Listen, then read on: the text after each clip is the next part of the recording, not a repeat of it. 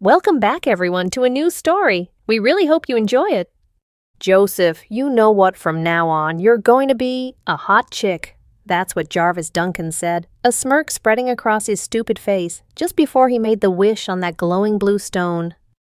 My name was Joseph Larson, and at 15, my world was a pixelated battlefield of muted greens and browns, punctuated by the digital crack of sniper fire. That was my reality, the one I chose. The one outside my bedroom door was a bland, gray suburb of St. Paul, Minnesota, a place where the highlight of the week was my mom's overcooked pot roast every Sunday.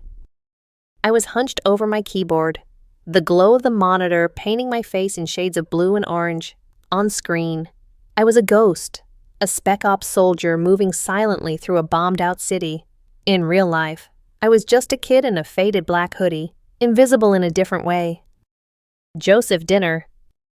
My mom's voice sliced through my concentration. I ignored it. A teammate was down, and I was providing cover fire. The thump, thump, thump of my assault rifle was the only rhythm that made sense. Joseph, now your father is waiting. The threat was implied. Don't make Dad wait. I sighed, a bitter puff of air, and logged off. The silence that rushed in felt empty and hostile. I trudged downstairs, my feet heavy, already preparing my armor for the nightly inquisition known as family dinner. They were all there. A perfect picture of suburban failure. My dad, Mark, sat at the head of the table, his tie loosened, the weariness of a middle management job etched into the lines around his eyes. He looked at me, and I could see the familiar flicker of disappointment. I wasn't the son he'd imagined, the one who'd play catch in the yard or talk about cars. I was this sullen creature who lived in the dark. My mom, Linda, was fussing over the gravy, her smile plastered on so tight it looked like it might crack. She lived in a state of perpetual hope that one day we'd all magically become the family from a 1950s sitcom. And then there was Megan, my older sister, perfect, blonde, honor roll Megan.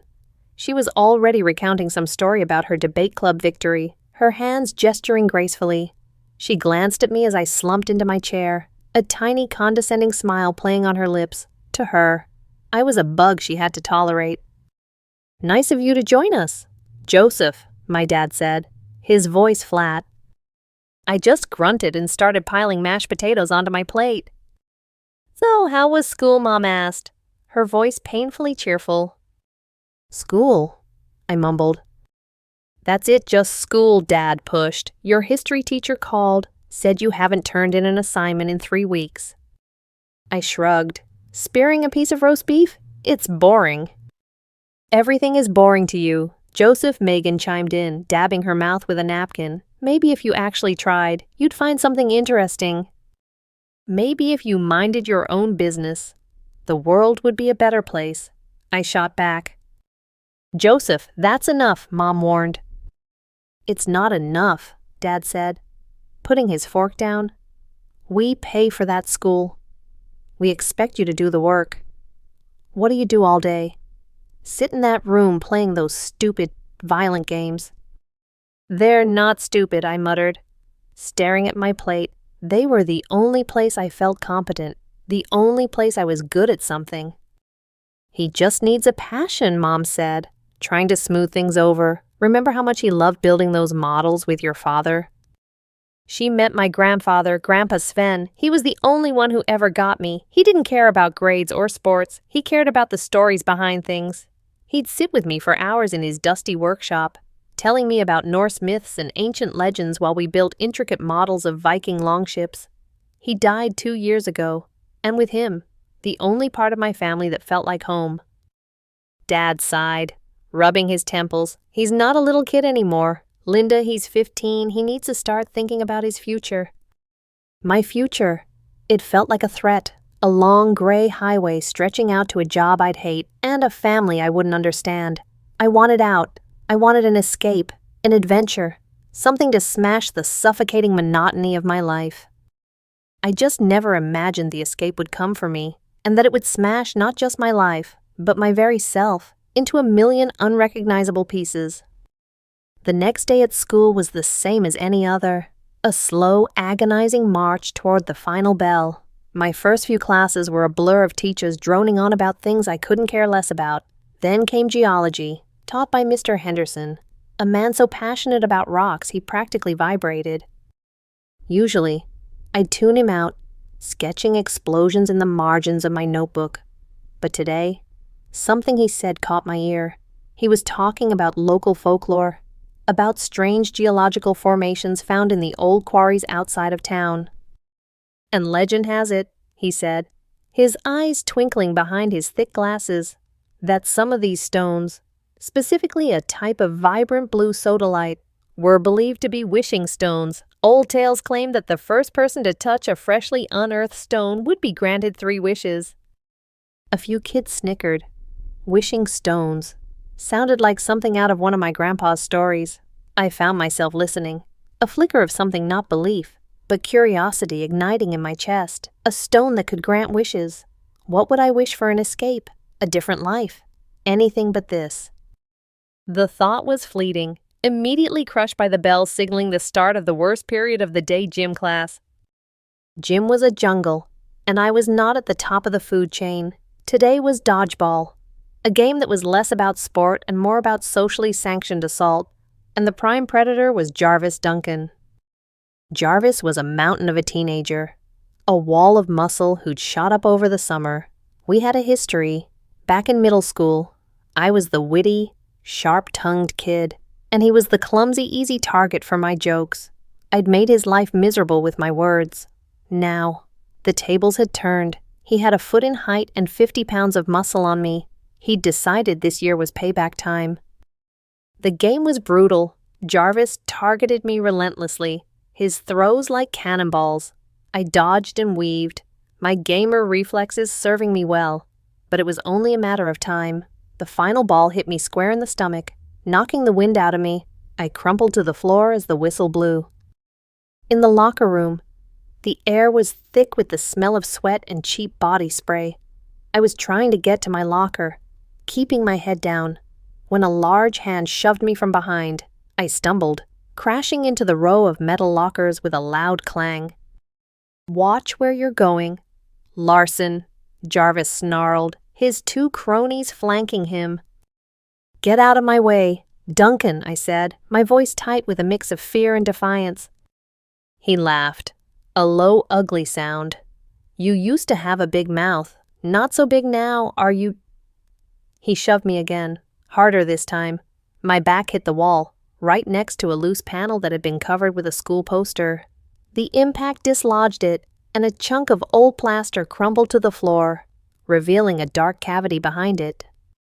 My eyes were drawn to a flicker of color in the darkness, a brilliant, impossible blue. It was a stone about the size of my fist, veined with white. It looked exactly like the one Mr. Henderson had described, a wishing stone. For a second, we all just stared. Then, instinct took over. I reached for it. My fingers brushed its cool, smooth surface, but Jarvis was faster. His big hand clamped down over mine, crushing it against the stone, and snatched it away.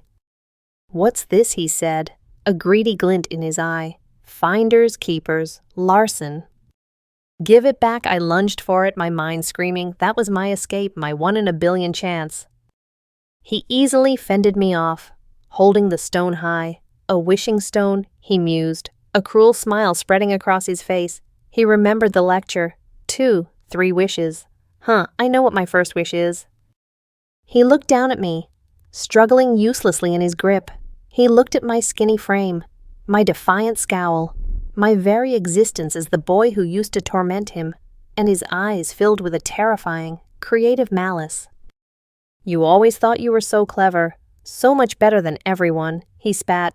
"Let's see how you handle a real change. I wish—" He paused for dramatic effect, savoring the moment. My blood ran cold. "I wish Joseph Larson was a hot chick." He yelled the last 2 words, and the blue stone in his hand flared with an intense, blinding light. A force like a physical blow slammed into my chest. The world dissolved into white-hot agony. I screamed, but the sound was wrong. It was a high, thin shriek that didn't feel like my own. My bones felt like they were liquefying, reforming. My skin tingled and burned as if a million fire ants were crawling all over me. I felt a pulling sensation in my chest, A broadening at my hips, my hair, short and messy, suddenly felt heavy, cascading down my back. The rough fabric of my jeans and t-shirt became impossibly tight, constricting, my throat seized, my Adam's apple dissolving into nothing. The pain subsided as quickly as it began, leaving me gasping on the grimy locker room floor. I looked down at my hands. They were smaller, slenderer, with unblemished skin and neatly shaped nails. I touched my face. The angles were gone, replaced by a soft roundness. My jaw was delicate, my chin pointed. I ran a hand through my hair, and a cascade of long, silky brown waves fell past my shoulders. Jarvis and his friends were staring, their jaws hanging open in genuine shock and horror. They hadn't expected it to actually work. I tried to stand, but my balance was completely off. My center of gravity had shifted lower and more forward. My legs felt long and strange. I staggered, my new smaller feet unsteady in my oversized sneakers. I looked down at myself. Through the strained fabric of my t-shirt, I could see the distinct, undeniable swell of two small breasts. My hips flared out, making my jeans feel like a vice. I tried to yell, to curse him, but no sound came out. My vocal cords were gone, or changed, or just silent. All I could manage was a choked, helpless squeak.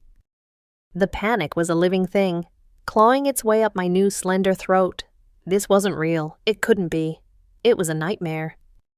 But the feeling of the soft, heavy hair on my neck, the unfamiliar weight on my chest, the terrifyingly alien shape of the body I was now trapped in, it was all too real. Jarvis Duncan had made his wish, and I was living the consequence. The locker room, once a familiar den of adolescent male hostility, had become a surreal torture chamber. The scent of Axe body spray and old socks was the same, but I was an alien creature within it.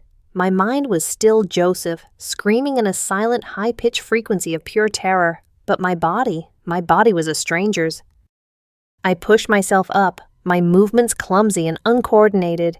It was like learning to walk all over again. My hips swayed in a way they never had, and every step felt precarious. My clothes were a cage. The seams of my jeans dug painfully into my newly widened hips and softer thighs. My t-shirt, once loose, was now stretched taut across my chest, outlining the small, sensitive mounds that hadn't been there 2 minutes ago. The sensation was maddening, a constant, physical reminder of the violation. Jarvis, his face pale, finally snapped out of his shock. I didn't think it would actually work, he stammered, backing away. He looked at me not with triumph, but with genuine fear. He'd unleashed something he didn't understand. He and his friends scrambled out of the locker room, leaving me alone with my new reflection in the bank of metal doors. I saw a girl, a terrified, wide-eyed girl with my dark brown eyes, but a completely different face. Her skin was smooth, almost translucent. Her hair was a rich chestnut brown, falling in soft waves around her shoulders. She was wearing my clothes, and they looked ridiculous on her delicate frame. She was pretty, and that fact somehow made the horror 1,000 times worse. The gym teacher, Mr. Collins, found me moments later. He stopped dead in the doorway. "Miss, you can't be in here. This is the boys' locker room." I opened my mouth to explain, to scream for help, but only a desperate, airy gasp escaped. The frustration was a hot poker in my gut. I pointed at myself, then at my locker, trying to mime that I belonged there. He just stared, confused and concerned. "Are you all right? Can you speak?" I shook my head, tears of pure, unadulterated rage and helplessness blurring my vision. He led me, a gentle hand on my new narrow shoulder, to the school nurse's office. The walk down the hall was a gauntlet of stairs. I was a girl in ill-fitting boys' clothes, crying silently. Every glance felt like a physical blow. The nurse, a kind-faced woman named Mrs. Gable, was equally baffled. She sat me down and gave me a notepad and a pen. My hand shook as I wrote. "My name is Joseph Larson. Something happened in the locker room. I changed. Please help me." She read it, her brow furrowed. She looked from the note to my feminine face, to the name Joseph on the paper. She probably thought it was a prank, or that I was a disturbed girl having a breakdown. She took my temperature, checked my pulse, and then called my parents. The wait was agony. I sat on the sterile cot, wrapped in a blanket, feeling the foreign weight of my own body. I could feel the gentle curve of my waist, the swell of my hips against the thin mattress. I was acutely aware of every inch of myself in a way I'd never been before. It was a prison of soft flesh. When my parents burst in, their faces were masks of anxiety. Mom rushed to my side, while Dad stood stiffly by the door, talking to the principal. "Honey, what's wrong?" "The school said there was an incident," Mom said, her hands fluttering around me. She looked at me, at the girl sitting on the cot, and her eyes filled with confusion. "Where's Joseph?" I thrust the notepad at her. She read my frantic scribbles, her face draining of color. She looked at me, really looked at me, searching my eyes. I suppose she found something familiar there, because a horrified understanding began to dawn on her face. The school, my parents, and I cobbled together a flimsy story, a freak accident in gym class, a sudden unexplained hormonal surge. It was absurd, but it was less insane than a bully used a magic rock. We were in damage control mode. The priority wasn't figuring out what happened to me, it was managing the fallout. The ride home was silent and suffocating. I sat in the back, staring out the window at a world that no longer recognized me. When we got home, the first order of business was clothes.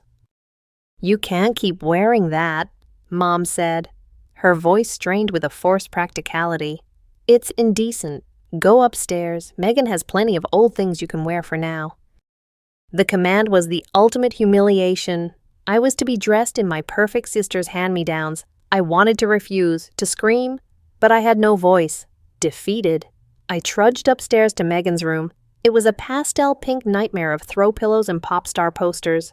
She was sitting on her bed, a look of morbid curiosity on her face. "So, it's true," she said, looking me up and down.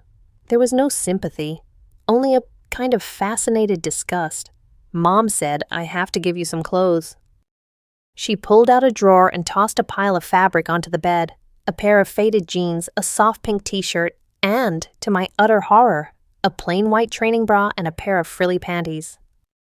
"You'll need these," she said with a smirk. Left alone, I stripped off my own clothes, my movements stiff and robotic. My reflection in Megan's full-length mirror was unavoidable. I saw a slender, naked girl. My skin was pale and unmarked. My shoulders were narrow, my collarbones delicate, my waist tapered inwards before flaring out to softly curved hips. My legs were long and shapely. I had breasts small but perfectly formed between my legs. Everything was different, smooth, alien. I was a stranger. A wave of nausea and vertigo washed over me. This wasn't me. This was a costume of flesh I couldn't take off. But as the initial wave of panic receded, a strange, unwelcome thought surfaced. The girl in the mirror wasn't ugly. Far from it. She was delicate, graceful. I quickly suppressed the thought, shame and anger bubbling up in its place.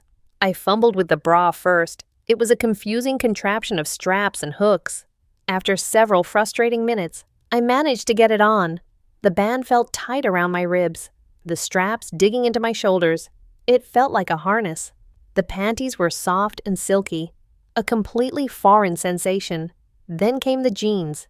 They slid on easily, hugging my new curves in a way my own never had. The pink t-shirt was soft against my skin. I looked in the mirror again. The clothes fit. I looked like a normal teenage girl, a girl who looked a lot like my mother, with my father's dark eyes. And in that moment, staring at the stranger wearing my sister's clothes, I knew Joseph was gone. He was a ghost, a memory trapped inside this new shell. I needed a name, not one they would give me, but one I would choose for myself. A name for this person I had been forced to become. Johanna Saul. It came to me out of nowhere. It sounded strong, a little old-fashioned. It felt right. I was Johanna now, and I had no idea what to do. The first few days as Johanna were a disorienting haze of fear and embarrassment. My world had shrunk to the four walls of my house, a self-imposed prison where I could try to make sense of the new physics of my existence. My parents had told the school I had a severe case of laryngitis and was recovering from a minor medical episode. It was a weak cover story, but it bought us time. Getting dressed each morning was an ordeal. My mom, in a misguided attempt to be helpful, had bought me a small wardrobe of basic, inoffensive girls' clothes, simple jeans, sweaters, and t-shirts. But even these felt like a costume. The ritual started with the underwear. The bra was my enemy. I hated the feeling of confinement, the way the underwire pressed against my ribs. Panties felt flimsy and useless compared to the familiar security of boxers. One morning, my mom laid out a simple navy blue A-line skirt and a white blouse. "Let's try this today. Honey, you might find it more comfortable."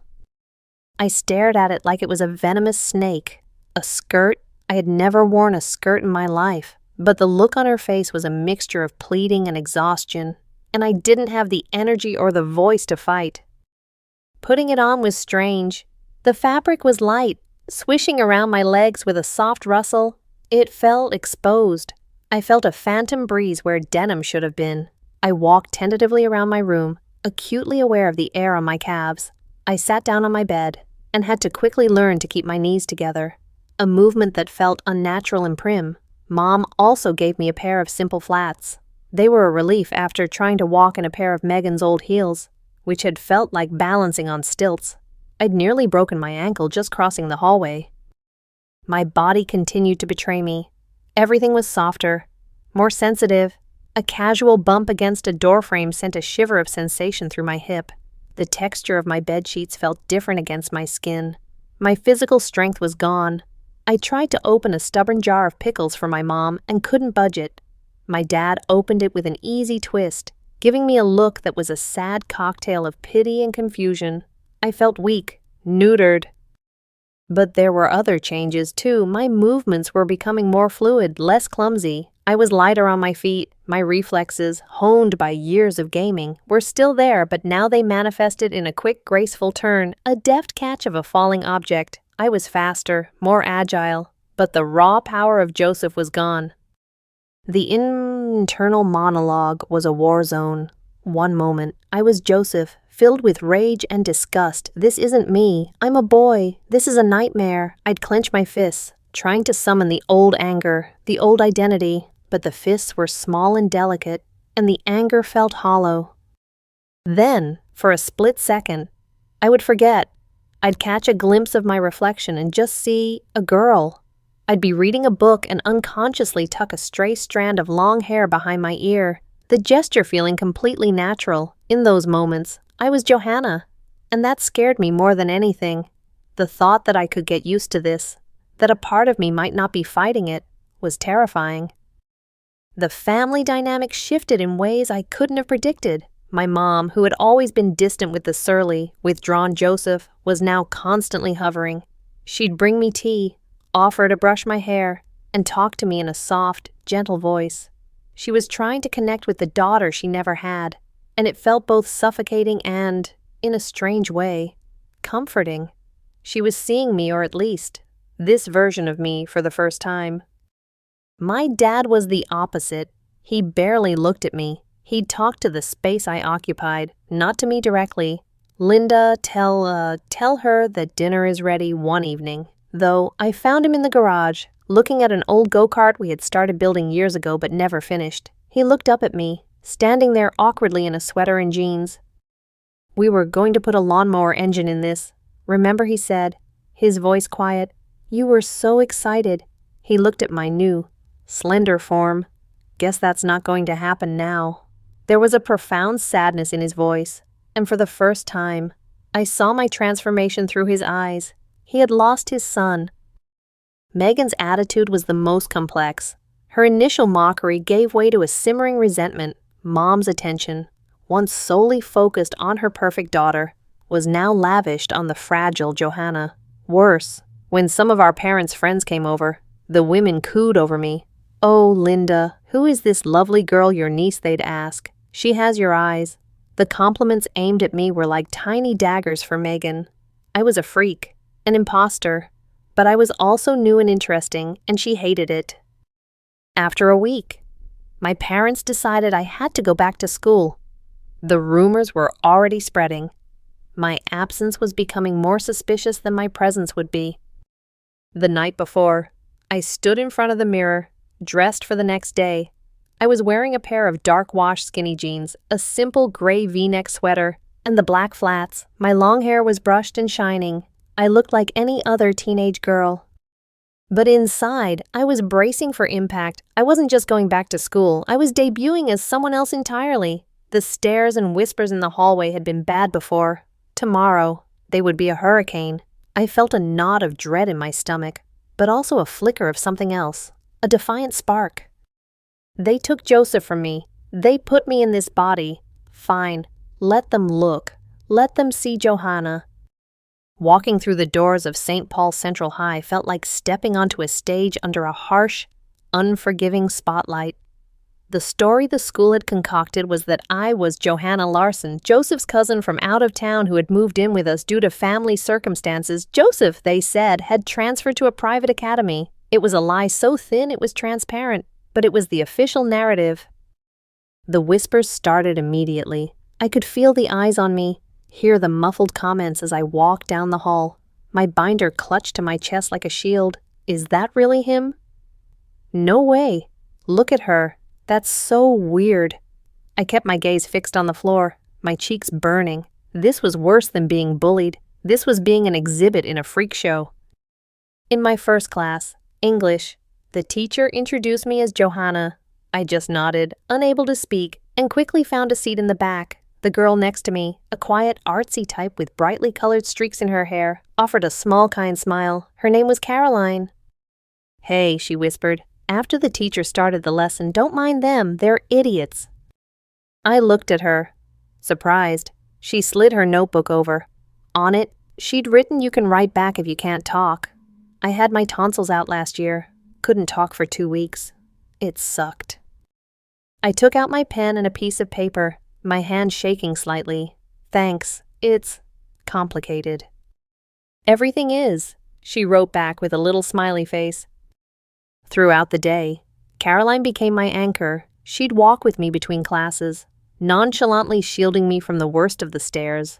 She didn't ask invasive questions. She just accepted my silence and my scribbled notes. For the first time since the transformation, I felt a flicker of something other than fear or anger. I felt a sliver of gratitude. I had made a friend, or Johanna had. A few days later, Caroline invited me to her house to work on a history project. "We can work in the living room," she'd written. "My brother might be around, but he's cool, don't worry." Her brother was not just cool. Her brother was Clark Matthews. He was a senior, the captain of the hockey team, and possessed the kind of easy, sun-kissed good looks that made half the girls in school lose their ability to form coherent sentences. I had seen him in the halls. Joseph had hated guys like him on principle. When I arrived, he was in the kitchen, grabbing a soda from the fridge. He was tall and broad-shouldered, wearing a faded hockey sweatshirt and jeans. He turned and saw me standing awkwardly in the entryway. "Hey, you must be Johanna," he said, his voice warm and friendly. He smiled, a genuine crinkle-eyed smile. "I'm Clark. It's nice to meet you." My face instantly flooded with heat.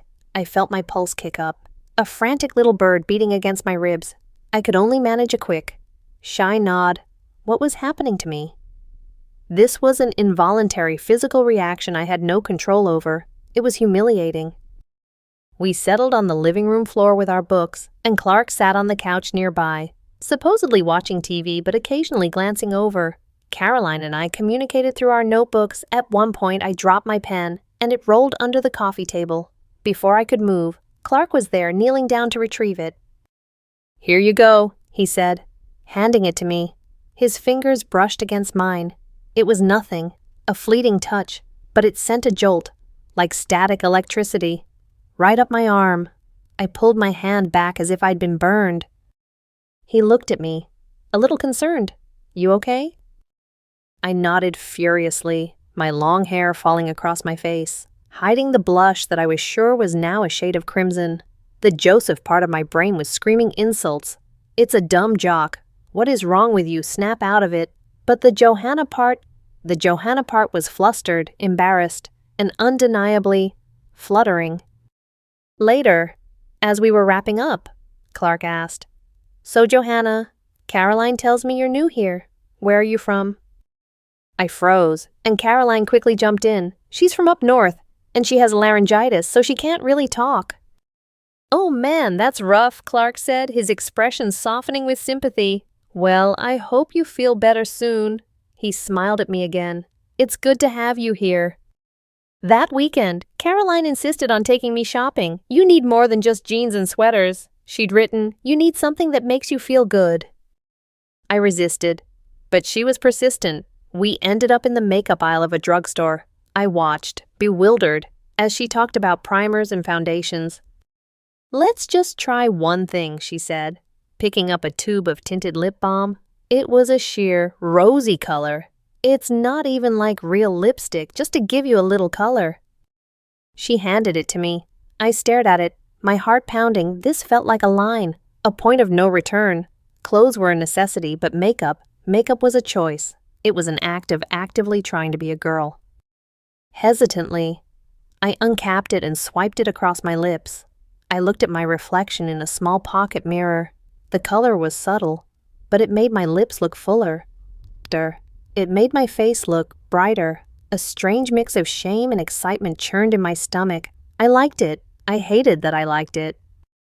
We bought the lip balm, and later, a simple flowery sundress that Caroline insisted I try on. In the dressing room, I looked at myself. The dress fell just above my knees, the light fabric soft against my skin. For a moment, I didn't see Joseph trapped in a girl's body. I just saw a pretty girl in a summer dress. The conflict inside me was reaching a fever pitch.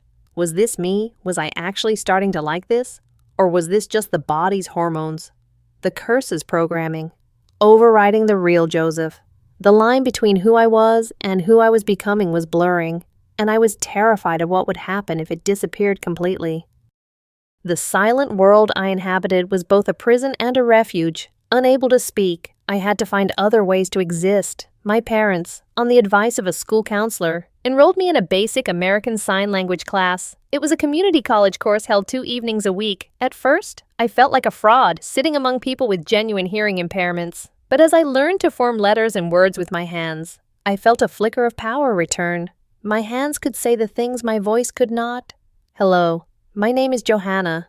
Thank you." Each sign was a small victory against the silence. I also started a journal, a plain black, spiral-bound notebook. It became the vault for all the thoughts I couldn't articulate, the pages filled with Joseph's rage and Johanna's confusion. I hate this. I hate the way people look at me. I hate this soft, weak body. A few pages later, Clark smiled at me in the hall today. My stomach did this stupid flipping thing. Why I feel like a traitor to myself. I remember Grandpa Sven today.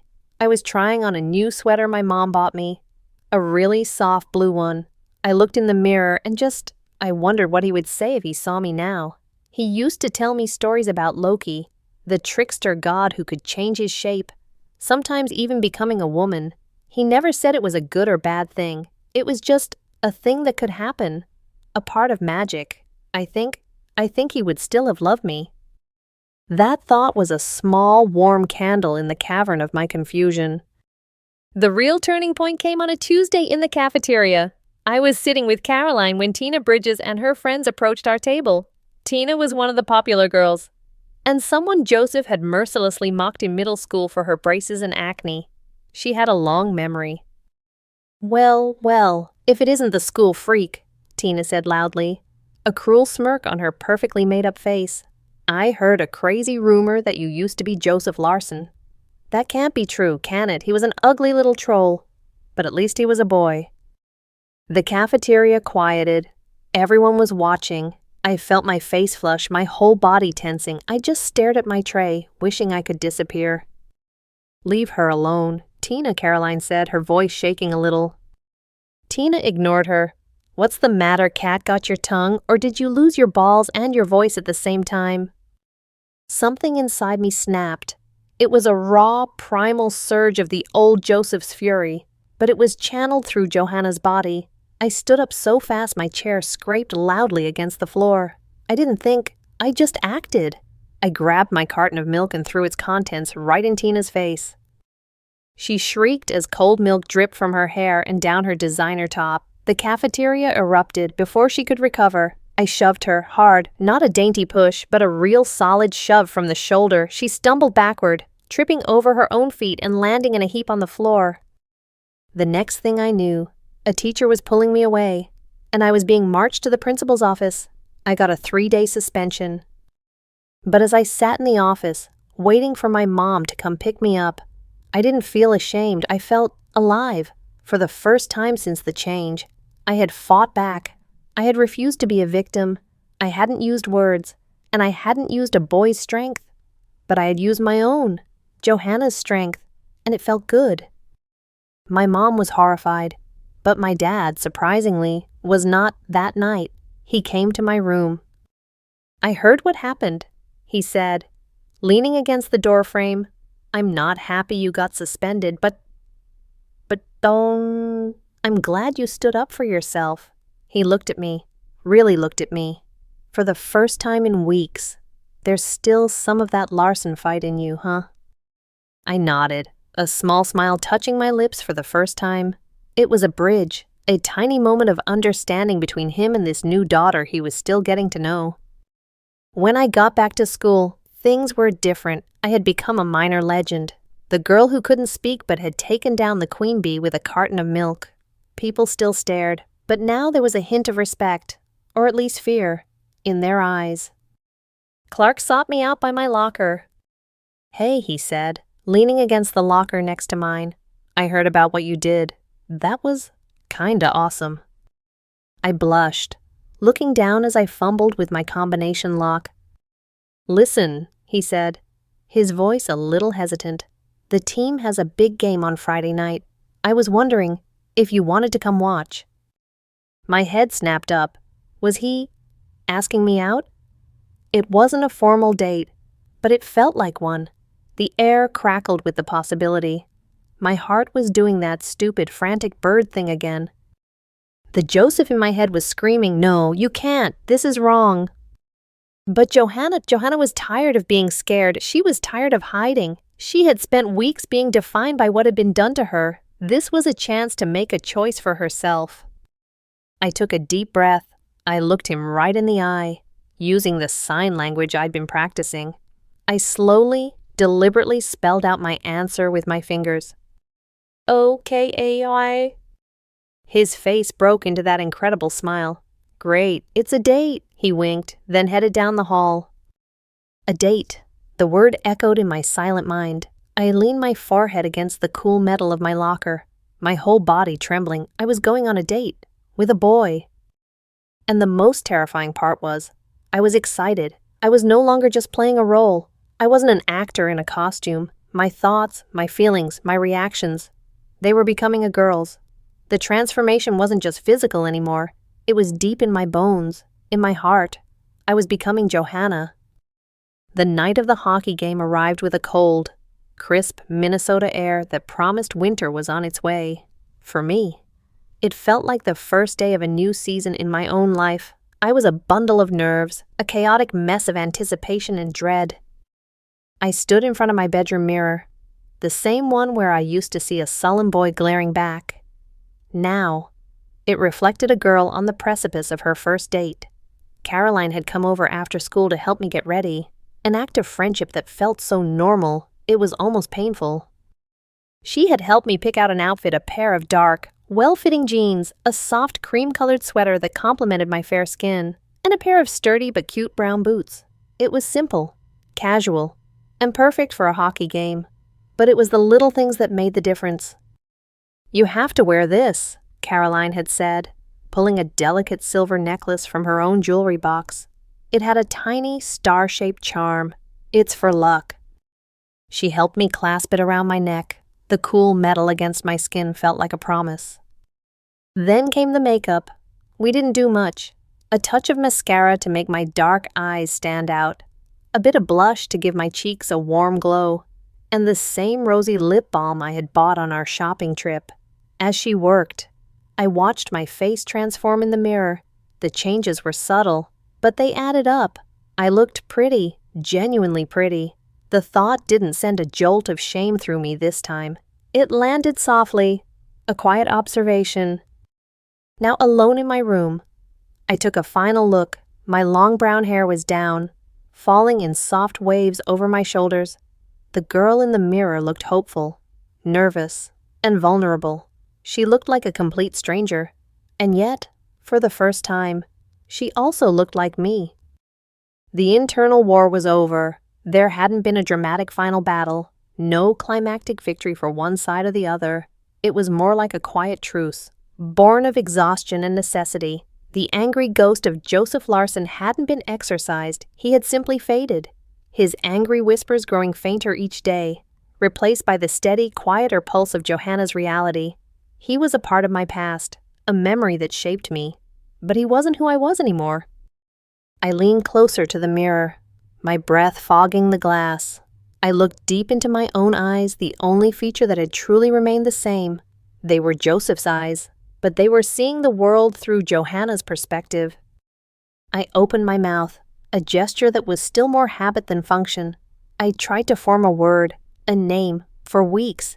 Any attempt to speak had resulted in a frustrated, airy silence. But tonight, I focused. I pushed a small breath from my lungs, shaping it with my lips, my tongue. A sound emerged. It wasn't a word, not really. It was a bare, hoarse whisper, fragile as a moth's wing. Johanna.